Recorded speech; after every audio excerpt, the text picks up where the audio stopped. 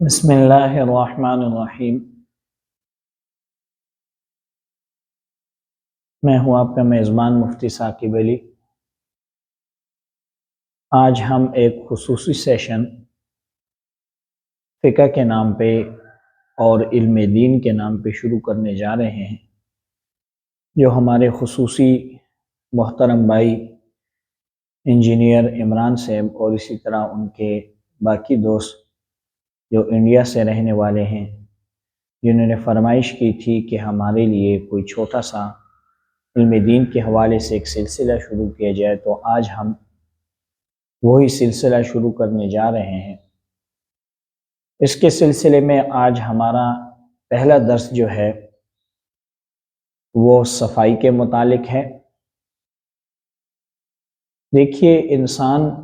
جب کسی سے ملاقات کرتا ہے، اگر اپنے دوست سے ملاقات کرتا ہے یا اسی طرح کسی بادشاہ سے یا وزیر اعظم سے ملنے جاتا ہے، تو صفائی کا خصوصاً اہتمام کرتا ہے، اس وجہ سے کہ ایسا نہ ہو کہ جس سے میں ملاقات کے لیے جا رہا ہوں وہ ایک عظیم الشان بندہ ہے، اس کی نظر میرے پہ پڑے، میرے کپڑے گندے ہوں اس کو برا لگے، میرا جسم گندا ہو اس کو برا لگے، میرے دل میں برے خیالات وغیرہ یا ایسی باتیں میں کروں جس سے اس کو ناگوار محسوس ہو، وہ برا مانے۔ تو کیا خیال ہے جب ہم نماز پڑھتے ہیں تو اس احکم الحاکمین ذات کے سامنے اپنی حاضری کرتے ہیں، اس سے ہم ملاقات کرتے ہیں نماز میں، اس سے ہم باتیں کرتے ہیں نماز میں، تو ہمیں اپنے آپ کو مکمل صاف ستھرا رکھنا پڑے گا، اپنی جگہ کو بھی صاف ستھرا رکھنا پڑے گا، اپنے خیالات کو بھی صاف ستھرا رکھنا پڑے گا اور اپنے جسم کو بھی صاف ستھرا رکھنا پڑے گا۔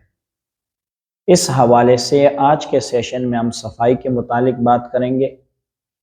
تو دیکھیے، سب سے پہلے آپ اس سبق کو اس طرح سمجھیے کہ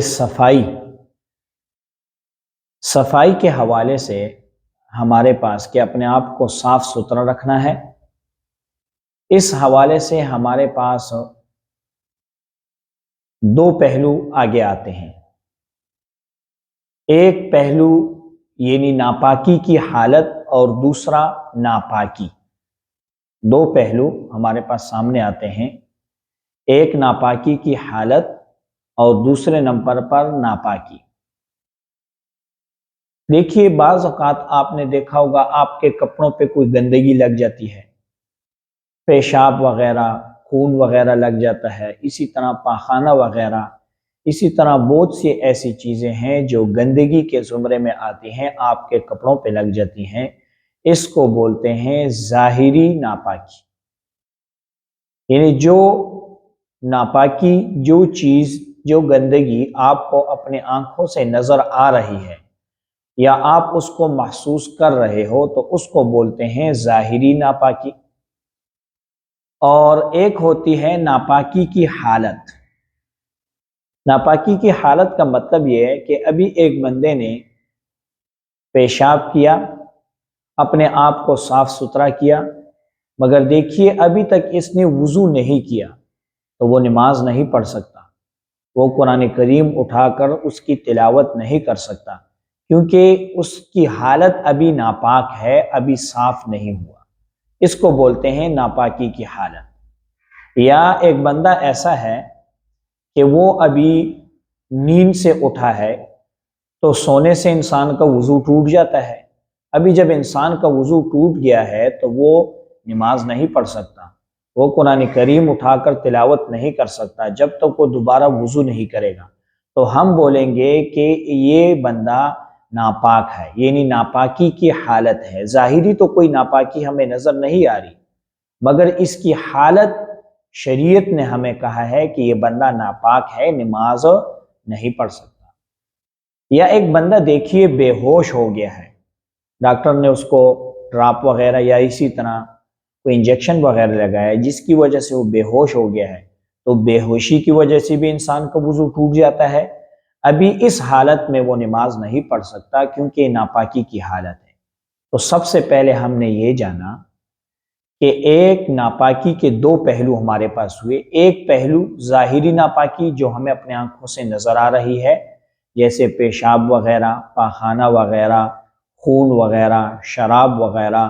اسی طرح جانوروں کے بیٹ گوبر وغیرہ جو ہمیں ظاہری نظر آتے ہیں. جگہ پر اگر یہ پڑے ہوں تب بھی نظر آ رہے ہیں، کپڑوں پر اگر لگ جائے تب بھی نظر آ رہی ہے، اور اسی طرح اگر جسم پہ لگ جائے تب بھی نظر آ رہی ہے. تو اس کو بولتے ہیں ظاہری ناپاکی. اور دوسرے نمبر پہ ہمارے پاس ناپاکی کی حالت ہے، جس میں نیند وغیرہ سے وضو ٹوٹ جاتا ہے تو یہ بندہ ناپاک ہے، بے ہوشی کی وجہ سے، یا اسی طرح نماز میں وہ تیز ہنسا قہقہا لگا کر، تیز ہنسنے سے بھی انسان کا وضو ٹوٹ جاتا ہے، ناپاکی کی حالت ہے. تو ہمیں نماز اور عبادتوں کے لیے ایک تو ظاہری ناپاکی کو دور کرنا پڑے گا، اور دوسرے نمبر پر ناپاکی کی حالت کو پاکی میں بدلنا پڑے گا. آگے تھوڑی سی اور تفصیل کرتے ہیں ظاہری ناپاکی کے متعلق. ابھی ظاہری ناپاکی جو ہوتی ہے، جو ہمیں نظر آ رہی ہے یا جس کو ہم محسوس کر رہے ہیں، پھر مزید اس کے دو اقسام اور دو پہلو ہمارے پاس بنتے ہیں. ایک ایسی ناپاکی جو کپڑوں وغیرہ، بدن وغیرہ، جگہ وغیرہ پہ لگ جائے اور پھر خشک ہونے کے بعد ہمیں نظر آئے، جیسے پاخانہ آپ کے کپڑوں پر لگ گیا، سوکھنے کے بعد آپ کو نظر آ رہا ہے کہ بھائی اس کپڑے پہ پاخانہ لگا ہوا ہے، یا ایک جگہ کسی نے پاخانہ کیا، وہ جگہ گندی ہے، سوکھنے کے بعد آپ کو پاخانہ نظر آ رہا ہے. تو ایک ظاہری ناپاکی ہمارے پاس ایسی ہے جو سوکھنے کے بعد ہمیں نظر آتی ہے، اور ایک ظاہری ناپاکی کی دوسری قسم ہمارے پاس ایسی ہے جو سوکھنے کے بعد نظر نہیں آتی. مثلا دیکھیے کسی چھوٹے بچے نے آپ کے کپڑوں پر پیشاب کر دیا. ابھی پیشاب جب گیلا ہے تو نظر آ رہا ہے، مگر جب سوکھ جاتا ہے تو سوکھنے کے بعد وہ نظر نہیں آتا کہ اس نے یہاں پر پیشاب وغیرہ کیا ہے. تو ناپاکی جو ظاہری ہے اس کی دو اقسام ہیں، دو پہلو ہیں. ایک ایسی ظاہری ناپاکی جو سوکھنے کے بعد ہمیں نظر آتی ہے، دوسری ایسی ناپاکی جو سوکھنے کے بعد ہمیں نظر نہیں آتی. ابھی ہم نے سیکھنا یہ ہے کہ اگر ہمارے کپڑوں پر ظاہری ناپاکی جو سوکھنے کے بعد نظر آ رہی ہے، اس سے ہم اپنے آپ کو کس طرح پاک اور صاف کریں گے. تو دیکھیے شریعت کا مسئلہ ہمارے پاس یہ ہے کہ اگر آپ کے کپڑوں پر ظاہری ناپاکی لگ گئی ہے تو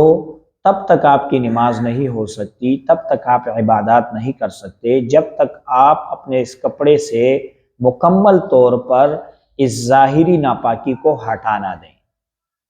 آپ کے کپڑوں پہ پاخانہ لگ گیا، پاخانہ لگنے کے بعد وہ سوکھ گیا، سوکھنے کے بعد وہ نظر آ رہا ہے، تو جب تک آپ اس پاخانے کو ہٹا نہیں لیتے، پانی سے دھو کر اتنا دھوئیے جب تک وہ مکمل طور پر ختم نہ ہو جائے. تو جب مکمل طور پر پاخانہ کپڑوں سے ہٹ گیا، زمین سے ہٹ گیا، بدن سے ہٹ گیا، اس کے بعد آپ کا بدن پاک ہو گیا، آپ کے کپڑے پاک ہو گئے، آپ کی جگہ پاک ہو گئی. اگر آپ میں سے کوئی ساتھی یہ سوال کرے کہ پاخانہ تو ہم نے ہٹا دیا ہے مگر اس کا اثر رہ گیا ہے، تو اثر کے متعلق ہمارے شریعت میں مسئلہ یہ ہے، دین اسلام میں اگر اس کا اثر آسانی سے زائل ہو سکتا ہے، مثلا آپ نے پانی وغیرہ ڈالا، اس کو دھویا، اگر اس کا اثر چلا جاتا ہے تو ٹھیک ہے، اچھی بات ہے، اس کو دھو لی دیجئے، اس کا اثر ختم کر لیجئے. اور اگر دھونے سے اس کا اثر ختم نہیں ہوتا، صابن وغیرہ سے، سرف وغیرہ سے، بلیچ وغیرہ سے یا کسی پاؤڈر وغیرہ سے اس کو ہٹانا پڑے گا، تو اس میں کوئی مذائقہ نہیں. اگر اثر باقی بھی ہے، اگر آپ ان کپڑوں پہ نماز پڑھ لیتے ہیں اس جگہ پہ یا اس بدن کے ساتھ، تو آپ کی نماز یہ ٹھیک ہے. دوسرے نمبر پہ ہمارے پاس مسئلہ یہ ہے، اگر ایسی ناپاکی ہے جو سوکھنے کے بعد ہمیں نظر نہیں آ رہی، جس طرح پیشاب وغیرہ کپڑوں پہ لگ گیا، سوکھنے کے بعد اس کا تھوڑا سا اثر ہے مگر باقی اس کی جسم یعنی ظاہری جسم میں